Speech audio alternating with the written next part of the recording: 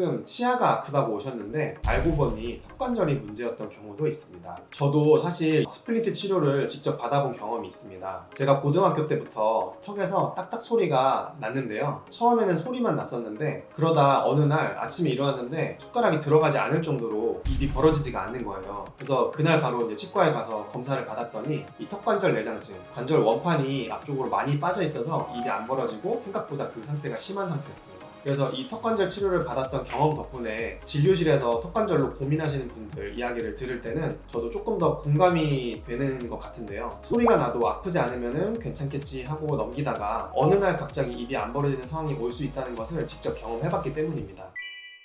안녕하세요. 치과교정과 전문의 교정티처 박기욱입니다. 혹시 이런 경험 있으신가요? 밥을 먹다가 턱에서 딱딱 소리가 난다. 입을 크게 벌릴 때마다 뭔가 걸리는 느낌이 든다. 그런데 딱히 아프진 않아서 그냥 두고 있다. 실제로 성인 10명 중 3명은 살면서 한 번쯤 턱관절 증상을 경험한다고 합니다. 소리가 나도 통증이 없으면 괜찮은 거 아닌가 싶어서 그냥 넘기시는 경우도 많거든요. 오늘은 턱관절 소리가 왜 생기는지, 어떤 경우에 치료가 필요한지, 그리고 방치하면 어떻게 되는지 실제 경험을 바탕으로 솔직하게 말씀드리겠습니다.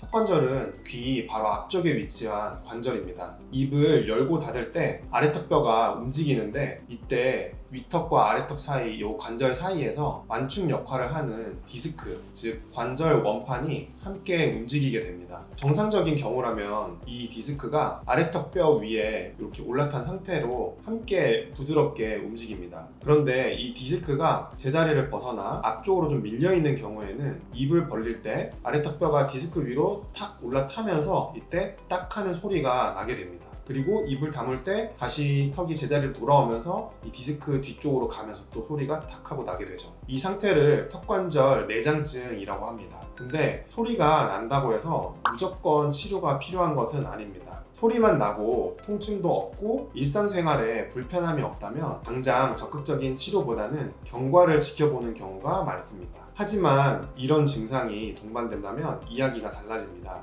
입을 벌릴 때 통증이 느껴지는 경우, 입이 잘 안 벌어지거나 갑자기 벌어지지 않는 경우, 한쪽으로 턱이 틀어지면서 벌어지는 경우, 아침에 일어났을 때 턱이 뻣뻣하고 불편한 경우라면 반드시 확인이 필요합니다. 특히 소리의 양상이 바뀐다면 주의가 필요합니다. 보통 처음에는 딱딱 하는 큰 소리였다가 시간이 지나면서 소리의 양상이 지글지글 갈리는 듯한 소리로 변하는 경우가 있는데요. 이럴 때는 디스크의 상태가 더 나빠지고 있다는 신호일 수 있습니다. 소리가 없어졌다고 해서 좋아진 것이 아니라 오히려 디스크가 복귀하지 못하는 단계로 진행된 경우가 있을 수 있습니다. 턱관절에서 나는 소리는 단순한 소음이 아닙니다. 턱을 조심해서 사용해달라는 경고 신호라고 생각해주세요.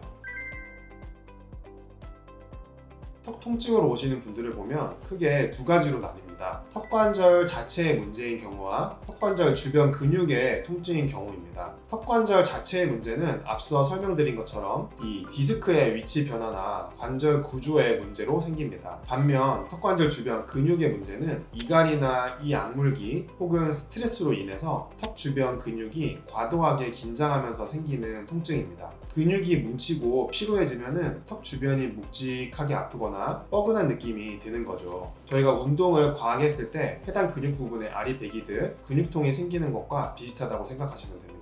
이 둘을 구분하는 것이 중요한 이유는 원인에 따라 치료 방법이 달라지기 때문입니다. 이 관절 자체의 문제라면 스플린트나 관절 치료가 중심이 되고, 근육 문제라면 물리치료나 보톡스처럼 근육에 접근하는 치료가 더 효과적입니다.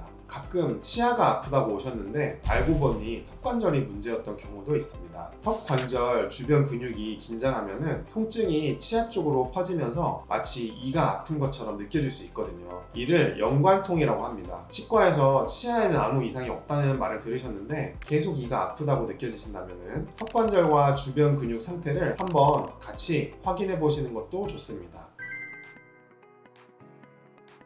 턱관절 질환에서 최고의 치료는 예방이라는 말이 있습니다. 딱딱하고 질긴 음식을 피하고 턱을 괴는 습관을 줄이고 이갈이나 이 악물기를 조심하는 것만으로도 증상이 생기기 전에 턱관절을 건강하게 유지하는 데 큰 도움이 됩니다. 근데 이미 증상이 나타났다면 정도에 따라서 단계적으로 접근합니다. 증상이 가볍다면 생활 습관을 개선하면서 경과를 지켜봅니다. 딱딱하거나 질긴 음식을 피하고 집에서는 온찜질로 긴장된 근육을 풀어주는 것이 도움이 됩니다. 필요한 경우 치과에서 물리치료나 약물치료를 병행하기도 합니다. 통증이 지속되거나 더 심하다면 주기적인 물리치료와 약물치료를 함께 진행합니다. 소염 진통제로 염증을 가라앉히고 근이완제로 주변 근육의 긴장을 풀어주는 방식입니다. 다만 턱관절 치료는 단기간에 끝나지 않는 경우가 많아서 치료 기간이 길어질 수 있다는 점도 미리 알고 계시는 것이 좋습니다. 이갈이나 이 악물기가 주된 원인인 경우에는 교근 등 저작근에 보톡스를 주입하는 방법도 효과적입니다. 근육의 과활성을 줄여줌으로써 턱관절에 가해지는 부담을 낮춰주는 방식이에요.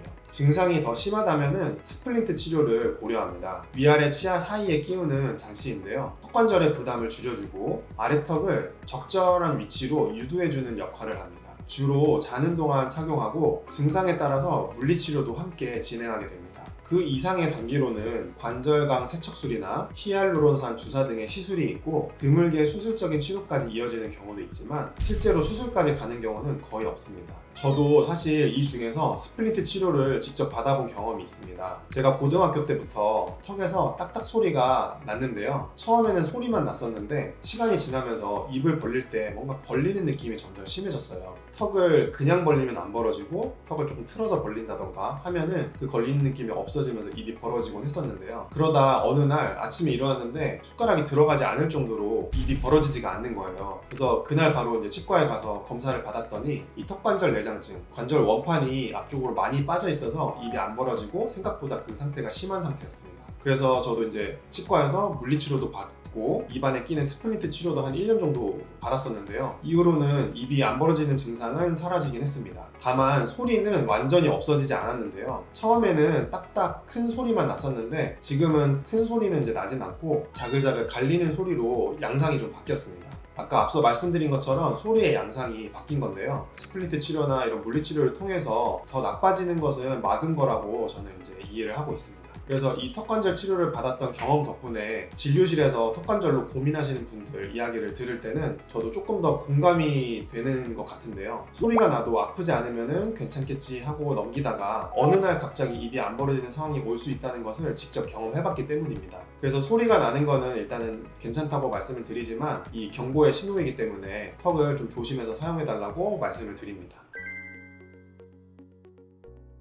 마지막으로 교정과 턱관절이 연결되는 케이스를 하나 보여드릴게요. 턱관절 증상이 진행되거나 치료가 되는 과정에서 간혹 치아 교합이 달라지는 경우가 있는데요. 턱관절과 아래턱의 위치가 변화가 되면서 원래 물리던 교합 위치가 함께 바뀌기 때문입니다. 아래턱이 더 편안한 위치로 가면서 아예 교합 자체가 달라지는 것이죠. 이 교합의 변화 정도가 그냥 미미하다면 적응하면서 지내실 수 있지만 이 교합의 변화가 매우 크다면 치아가 제대로 맞물리지 않는 상태가 됩니다. 그래서 이분도 원래는 이제 위아래가 잘 물리셨던 분인데 턱관절 치료 이후에 아래턱의 위치가 변하면서 어금니 부분에서 특정 부분만 닿고 전체적으로 다른 부분은 닿지 않는 상태가 되셨어요. 이분은 잇몸 뼈에다가 이제 스크류라는 것도 좀 식립을 해서 어금니의 위치를 아래턱이 편안한 위치에 맞게끔 전부 다 조금씩 세세하게 변화를 시켜주었고 교정이 끝나고 나서는 어금니가 다 잘 물리는 형태로 개선이 되셨습니다. 그래서 아래턱이 편안한 위치에 간 것을 확인을 하고 그 위치에 맞춰서 치아들을 하나하나씩 다 이동을 시켜서 이 위아래 교합이 잘 맞게끔 맞춰 드린 건데요. 이런 경우 이제 교정과 턱관절 치료의 순서가 중요합니다. 턱관절이 안정되지 않은 상태에서 교정을 먼저 시작하게 되면은 이후 턱의 위치가 바뀌면서 편안한 위치로 이동이 되면서 교정을 통해서 맞춰놓은 교합이 다시 틀어질 수가 있거든요. 그래서 턱관절 질환이 있는 경우에는 턱관절 관련된 치료를 충분히 마치시고 턱의 위치가 안정됐다는 것을 확인한 다음에 교정을 시작하는 것이 올바른 순서입니다.